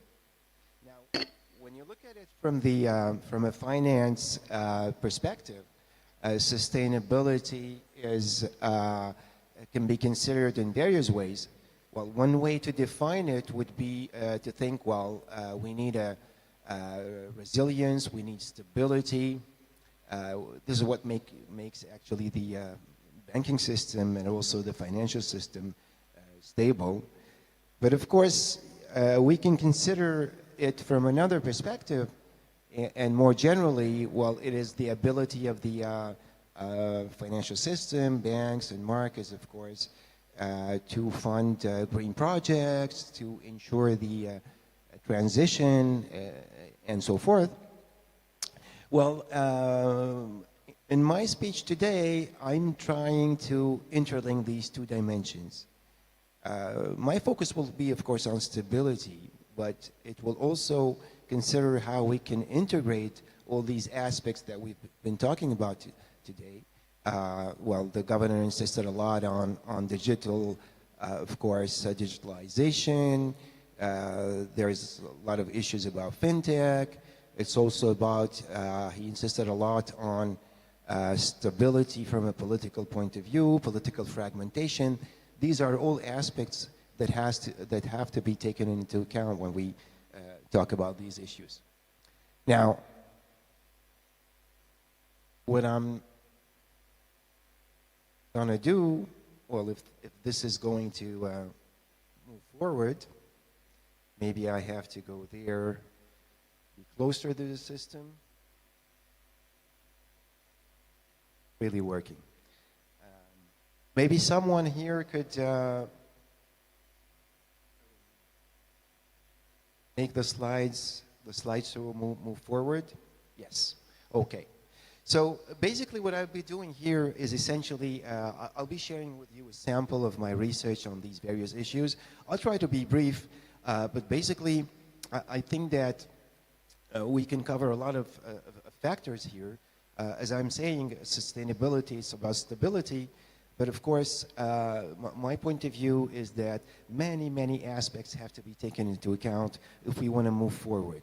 So I'm not going to insist on these at the moment, and as you know, of course, well, COVID-19 has urged us to look much deeper into these aspects. So I think that there are lots of aspects here that need to be covered, such as fintech, inclusiveness, all the aspects related to the environment, society, and governance, ESG aspects also. Next slide, please. Right, so basically when I say I want to share a sample of my research, well, first of all, this is because I think that institutions and culture matter a lot. They matter a lot for the future, and in my very brief summary of these results that we found, institutions and culture, I want to insist on the fact that this is important because, well, when we look at it, we'll see that all financial systems are not going to behave the same. And especially regarding a country like Indonesia, more specifically, we will see that from what we found is that Islamic banks are going to react very differently from conventional banks. So this aspect is important from my point of view, but culture is also important, as I'll show you in a moment. Now, there's other things that are important here when we look at fintech. Fintech, of course, is huge. Fintech is changing everything. Fintech is what we're hoping for the future. We think that things are going to move very fast. But my message here from the research that we've achieved in this area is to say okay, fintech is very important, but more importantly, we have to make sure that everyone understands what it's about. And therefore, financial literacy is of course, very important. And this is part of a project that I've been running for the European Commission, where it was a research project in Indonesia, but one important dimension also was financial literacy. So we thought it was important also to go to villages, to go very, very deep, to make sure that it's not just, you know, educated people who can bring things forward. If we want fintech to go beyond just our expectations, there are other things that we need to do. Next slide, please. Also, inclusion and sustainability. Now, as a transition, of course, I was talking about fintech, but financial inclusion, of course, is something very important, sustainability per se. And my message here will be to say that what we found in our research, we find that there's a double benefit. What I mean by that is that financial inclusion is important because, you know, from the social point of view, but apparently it's also good for financial and more specifically bank stability. So this is something that we did not expect in our results, but which is, of course, which gives a very optimistic view of what we could expect from that. And also, if I want to share some research on ESG, we talk a lot about ESG, of course, nowadays and so forth. But again here, ESG is, of course, important for the reasons, you know, that we insist on, but it's also apparently very important in terms of letting the financial system achieve its goals, and specifically helping the banking system to achieve an efficient intermediation during crisis. That is, when we need the banks to play their role as intermediaries, especially we need them the most during crisis, and this is when we find that basically banks that have higher priorities in terms of ESG, apparently they're able to do all these things much better. And of course, coming back to what the governor talked about, political fragmentation this morning, here there are things, it's not about political fragmentation, but I think these are things that could be, of course, dealt with in the future, but economic uncertainty is also very important. Economic policy uncertainty is also very important. And again here, there's something very interesting that we found is that, well, again, Islamic banks are not behaving identically to conventional banks. And this is something that's very interesting that I want to insist on in a few seconds. So next slide, please. Okay, so if I take let's say a sample from each big subject that I just insisted on a few minutes ago, well, there are two papers that, well, from my point of view, are quite important here regarding institutions and culture. Don't have to summarize the papers here, but let's say in the first paper, we're wondering whether credit rights are important for banks in terms of how much capital they hold, and whether it's the same for conventional banks and Islamic banks. And in the other paper, we go a little bit deeper by thinking, okay, institutions matter, but what about culture? Is it going to affect also such behavior? Next, please.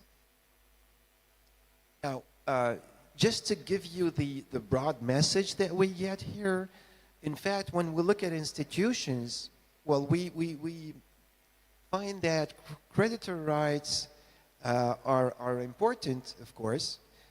They're going to explain how much banks are holding capital, but it's much more for conventional banks. So basically, there is something here very different for Islamic banks. So there is some optimistic point of view here, but of course we have to be careful because these have to be pure Islamic banks. So from this point of view, I think that it's important to figure out that Islamic banks need to be encouraged to go much further, especially in terms of profit loss sharing contracts. So this is what really makes them different. And from that point of view, there are very interesting aspects that can be deducted here. So basically, the first message here is that maybe regulation should take this into account more specifically.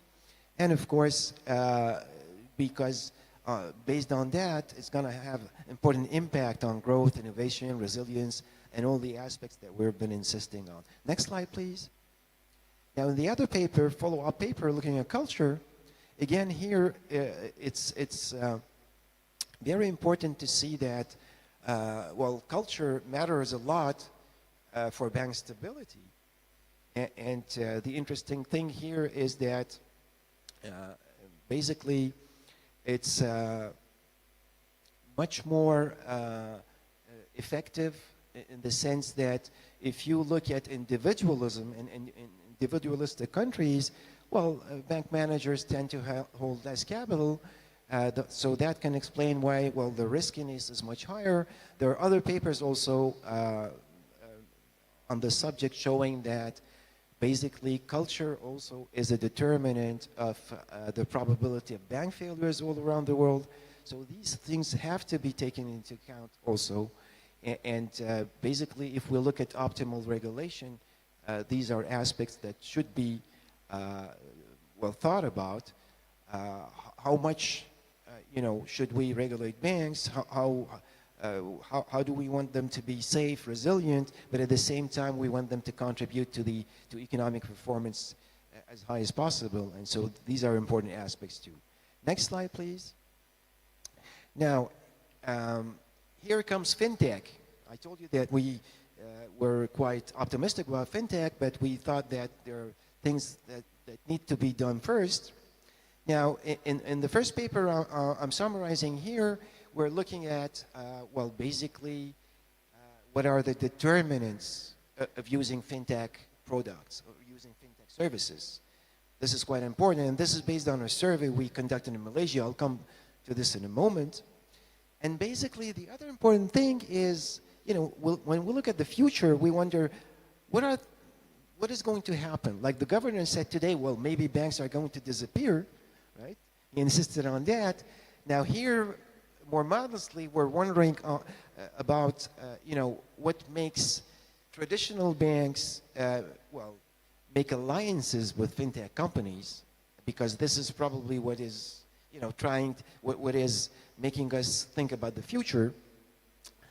And of course, well, the results I think are quite interesting, so I would like to share them with you. Next, please. Well, basically, just to summarize the first paper, as I said, the first paper is based on a survey we conducted in Malaysia. Well, as a conclusion, I'm not going to go into details of the results that we get and how do we get them and so forth.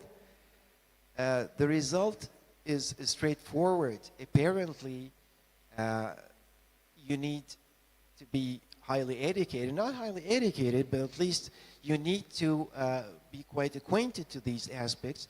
You need a minimum of education to be drawn towards these products, these services. And well, one of the themes of the conference is how should public money be used?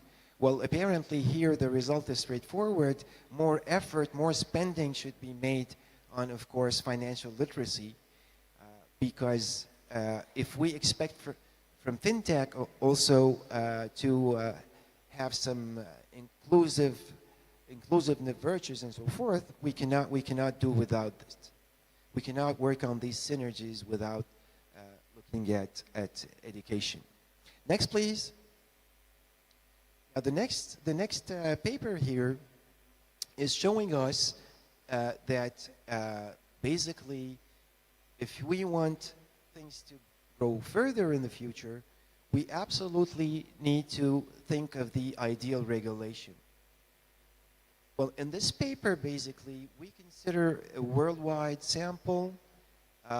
We take like 53 advanced and less advanced economies, and basically, we find that it is essentially the presence of innovation facilitators, regulatory sandboxes, that is going to increase the likelihood of bank fintech alliances. So this here is showing us how much it is important to think about regulation first when we, of course, consider the fintech industry. This is something very important. Next slide, please. Now, here I come to something that, the governor talked about, except that he talked about political fragmentation and, of course, uncertainty. Uncertainty is something that is very, very, of course, important. And basically, in some of our research, we were wondering whether basically economic uncertainty is really affecting all parties the same way. And more specifically, is it affecting conventional banks and Islamic banks identically? Now, I can see that there are no more slides, so I'll continue without the slides. Oh, I still have the mic.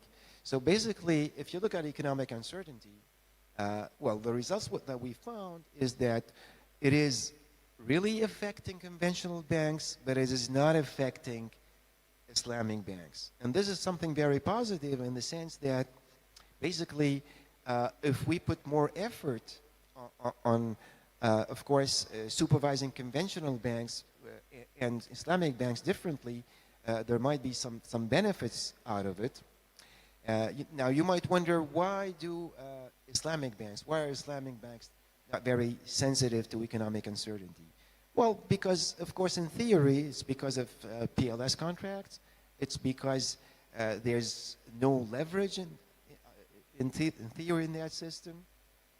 Of course, our results are more effective when we consider the countries where, well, Islamic banks are really performing all these functions very thoroughly. But still, we think that this is something quite interesting, and that we should consider this when we talk about innovation and so forth, fintech, because the contribution, of course, of banks in dual banking system might be very interesting. Now, next slide, please. I think we are running out of slides. Now, it's the next one too. And so basically, going deeper when we talk about economic policy uncertainty, this is, of course, very important, and for stability and resilience, but this is, of course, things that are easily understood. So I'll jump to the last section of my presentation. Next slide, please. Now, here it's about inclusion and sustainability. Now, in the first paper, in the sample, I'm presenting a sample of 2 papers. I have to be quick because we're running out of time. In the first set of papers, we're just wondering whether financial inclusion is good or bad for financial stability, bank stability, whether there are channels. And in the second one, we're raising the issue of whether ESG activities are good for financial intermediation, in the sense that, whenever you have a crisis, banks are known to withdraw, to lend less. But apparently, in what we find, in our findings, we show that it is also the case for banks that are highly invested in ESG activities, but in their case, lending is falling to a lesser extent. So there is hope from that point of view. So next slide, please. Very quickly, main takeaway from the paper on financial inclusion. As I said before, financial inclusion is important because, from a social point of view, it has important implications. But as I said, there are double advantages here, because at the same time, it's also good for bank stability. Now, you might wonder why, right? what are the channels here? Well, essentially, because of broader diversification. It's because of, asymmetric information issues are also lessened in that case. And because there are more resources available to banks. But of course, we can discuss this later on if you're interested. Now, last slide, please. Next one, next slide. No, previous one then, excuse me. Previous slide, please. Well, there are no previous slides, so let me just tell you that, it's coming back here. Okay, so to conclude, we have this also research agenda on ESG, and of course there are so many work that has been done on ESG, but apparently there's also a double advantage here from these activities, in the sense that it's not only good for the planet, it's also good, of course, in the short run for bank stability and for, of course, financial intermediation per se. So there's also what I call here a double advantage. So, and there's a lot of hope. I think there are a lot of optimism here regarding, sustainability and, of course, inclusion, because it's good in the short run. It has also nice prospects for the long run. And I think because we're running out of time, I'll stop here. And so thank you very much. And thank you. Thank you.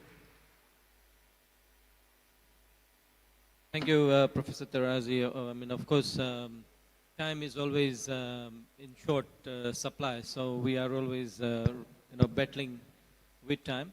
That means that you will have less time to ask questions. Let me just summarize the key issues that have come about today, which not only matters for public policy and how we work together with policymakers, but also it puts the onus on us as academic researchers to reconsider some of the research agendas that are there and align it better to what the global policy demand or the policy discourse is. So I think it was very, very refreshing to see that some of the issues that Professor Sonobe raised were converging with the issues that Governor Dr. Perry alluded to. And Professor Sonobe talked about the pandemic and how it led to macroeconomic instability in terms of rising inflation, rising interest rates, rising debt levels, and of course, all these things have had an impact on globalization, and it has given us an opportunity, I guess, to rethink about the relevance or the effectiveness of globalization. And I thought that came out very, very well in the governor's speech, where he talked about digitalization. And of course, we understand that digitalization got a big push as a result of the pandemic. It was always there, but the pandemic just ensured that we put a lot more effort and resources to thinking about globalization and how we do business. And the other thing that both the governor and Professor Sonobe talked about was climate change. And now everyone in the world is talking about climate change. It has reached a point that it has become a talk fest almost. We need to see concrete actions. We need to, and I think that a pertinent question that Professor Sonobe asked is, he compared economists or social scientists with medical researchers, and his question was very relevant.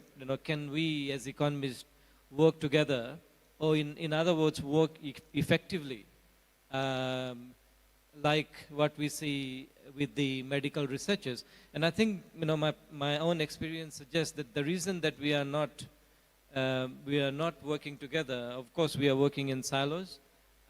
Our ecosystem is not that developed as it is in the medical research, and I think one of the key reasons behind that is because we as academics are maybe not working enough with policymakers in a way that we co-design ideas, we co-work with them, we work together to find solutions. So I think that it puts the onus on us to ensure that we as academics build that bridge between academia and public policy. And I think at this point it is important to reflect on the role that the Asia Pacific Applied Economics Association is playing in the Asia Pacific countries. It is building the bridge between academia and public policy. And you can see that coming out from the association that we have had with the Bank Indonesia Institute, and thanks to Professor Sonobe with the Asian Development Bank Institute as a think tank working with us. I think this sets a good model and provides partial solutions to the question that Professor Sonobe raised, which I think is very, very relevant. Can we work together, first of all? It's not an easy question because that bridge between academia and public policy has always been broken in the Asia Pacific countries. Unlike in the US system, unlike in Europe where academics tend to work, in our part of the world that is in large part missing. So I think the association, Asia Pacific Applied Economics Association, is playing a role in that, but we need more of that. With Professor Kunkoro, he talked about the benefits of downsizing and he discussed the challenges very well. Professor Tarazi, he very well covered a number of things, making reference to some of the work that he is doing on sustainability, the role of fintech, and the question he was raising basically was, are we doing enough in terms of financial literacy and the importance of financial literacy in ensuring that we as entrepreneurs, as SME sector, we understand the relevance of fintech and what exactly the benefits are. So I think that the main message here is that the plenary speakers, all the three of them, raised issues that were earlier talked about by the governor. So there is a convergence of the issues that we are talking about on this very broad theme of synergy and innovations in strengthening resilience and economic survival and revival as well. So I think in putting that into context, we have a lot of thinking to do. The thinking has kind of multiplied because of challenges as a result of climate change, and of course we know a lot more about the pandemic now than we used to 3 years ago. And geopolitical tensions. I know that Professor Sonobe did not quite get the time to talk about geopolitical tensions, but we cannot hide from the fact that a lot of the macroeconomic stability, a lot of the rising inequality that we see has got roots in geopolitical tension, and how we work together. And both Dr. Perry and Professor Professor Tarazi, they talked about political and economic fragmentation. That is all related to geopolitical tensions that we see. So, there are complex issues here that we need to continue to not only talk, but take action. And the best way of taking action, as we have seen, is to work together. And that question, therefore, that Professor Sonobe has asked, can we work together, is a very relevant one. With that question, let me open the floor for your questions. In light of time, I would ask you to keep the questions short and keep it to one question. And similarly, I will ask the distinguished speakers to provide a very quick, rapid response to those questions. So let's see what we have on the floor.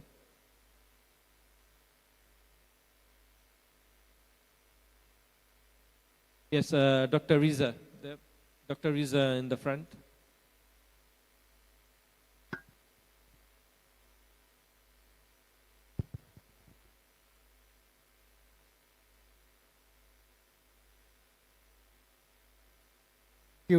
Thank you, Paresh. My question is for Professor Sonobe from ADBI. Professor, first of all, I thank you and the ADB, as well as ADBI, for start talking more about education and human capital. These are issues that I think have unfortunately been sidelined in many quarters to give more room for development of hard infrastructures. Let me frame my question as follows. The past decade, the world has seen very rapid technological change, and this has significantly altered the demand for labor. Demand for skills as complementary factor of production has increased. But less skilled laborers enter into lower value-added services. Now, education today is trying to solve the future supply of skills. What happened to the problem of today? The changing composition of labor demand is today's problem. Any advice that you could give to policymakers today? Thank you. Thank you, Professor Sonobe. Your quick response to that, please.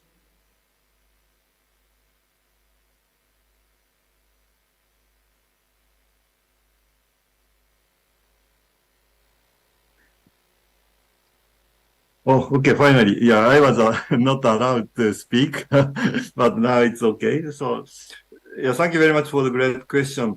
But it's too great, very difficult to answer.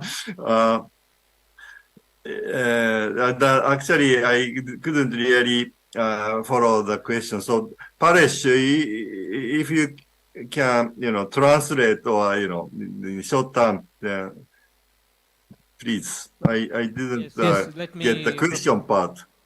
Okay, let me rephrase that for you, Professor Sonobe.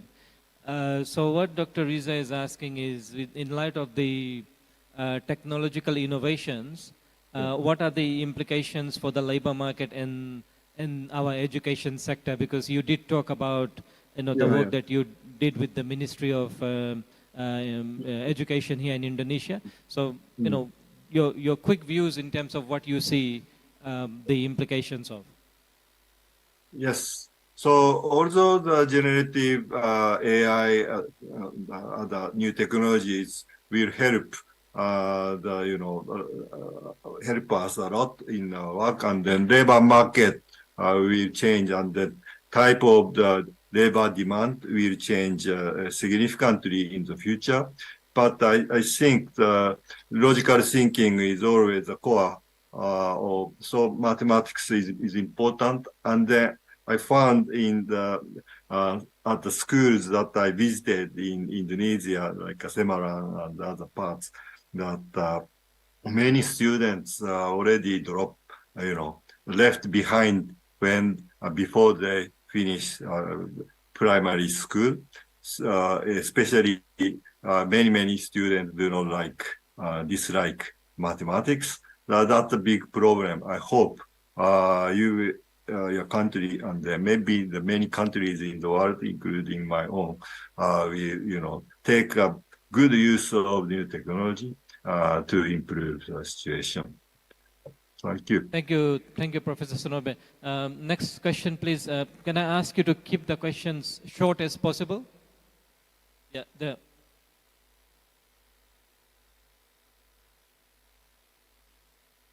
I have two questions. No, keep it to one, please. I want to give others a chance. Okay.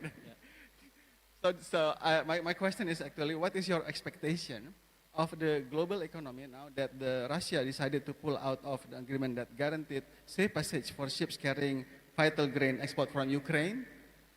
And this is the second one is not question, but it is just for it. Do you know that PISA is not fair because it compares 15 years old students?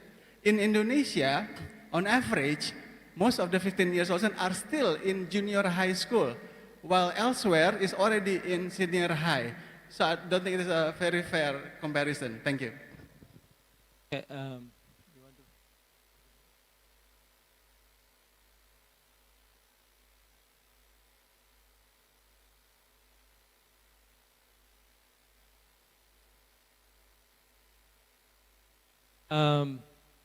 we'll move to the next question and see if we can combine some of the responses.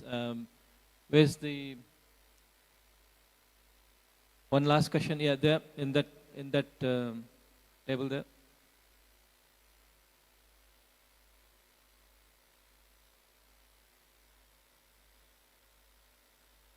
Yeah. Okay, thank you. I will give question for Professor Tarazi about, as we know that in Indonesia there is a gap between inclusion and literation of finance.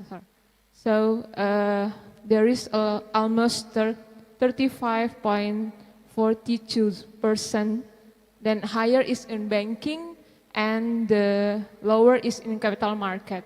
So I want to know that what do you think about that, and can you share something about the financial literation and financial inclusion, and maybe tell me about your country or about your thinking about this is there any solution from you to make gap is gone or to make gap will be decreased?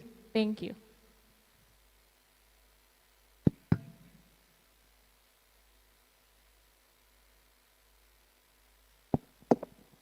Yes, a very quick answer. I think that, these issues are important all over the world. I think that even when we conducted this study in Europe, even in Europe we have issues about financial literacy. And there's also something about financial culture. Financial culture is a different thing. Like we know that, compared to the US, Europeans, have a higher risk aversion in terms of finance, for instance, compared to the American average people. So these are very important aspects, and whenever we do research on these aspects, we can talk about fintech, we can talk about very sophisticated things. Our point of view here is that if we do not do much more, to tackle issues at the basis, right? It's not about, when we talk about fintech, as we talked about it here this morning, we think about only educated people who go to university, what they can do with it, how they can progress. But in fact, this is the wrong way to go. We have to go, take it from the basis. I'll leave it here, but I think that your question is very interesting. Thank you. Professor Sonobe, you want to say something there? Yeah. Oh, yes, thank you very much. So the Russia-Ukraine war is a huge problem, and then the Russia, North Korea, so something like a military pact will cause a big uncertainty, but the bigger uncertainty would be the result of the U.S. presidential election, right? But what the economists can do would be, to persuade the global leaders and also the people in our countries that the conflicts is really absurd thing. It's just we are just losing, right? So then, in order to for us to be persuasive, we have to be able to present evidence, and then the evidence that can be easily understood by everyone. So what we need, for what economists have to do, is to develop the beyond GDP indicator. So for that, we have to include sustainable environmental prosperity and social prosperity, as well as economy. Thank so you, to have such a great indicator, we have to, we ourselves, economists, have to unite and then work together hard. Using the latest technology. Thank you, Paresh. Thank you very much, Professor Sonobe. So that I've been reminded that we have moved over time now. So let us bring this plenary session to an end. It was a wonderful set of speakers with the insights that they shared. There's a lot for us to think about. It also means that we need to be working together with industry, with policymakers. I think that is the main message coming out of this session. Let us now put our hands together and thank our speakers and give them a warm applause, please. Thank you very much. Thank you very much. Thank you, Professor, for leading such a constructive discussion, and our speakers for your invaluable insights. You may return to your seats. Ladies and gentlemen, We now have come to the end of the plenary sessions, and on behalf of the committee, we would like to thank you for your presence and active participation, and hopefully this event will be beneficial for everybody, especially on the important issues discussed. All materials from the plenary sessions can be downloaded via QR code shown on the screen or available on your table.